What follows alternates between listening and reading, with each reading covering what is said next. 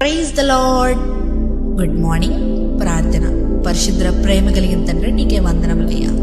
దేవా, రాత్రంతా మంచి నిద్రను దయచేసామయ్యా. ఈ ఉదయకాలపు సమయంలో లేచి ఇలా ఈ మొదటి గడి అప్పగించడానికి ఇచ్చిన ఈ భాగ్యాన్ని బట్టే నీకు కోట్లాది వందనము చెల్లించుకుంటాం తండ్రి.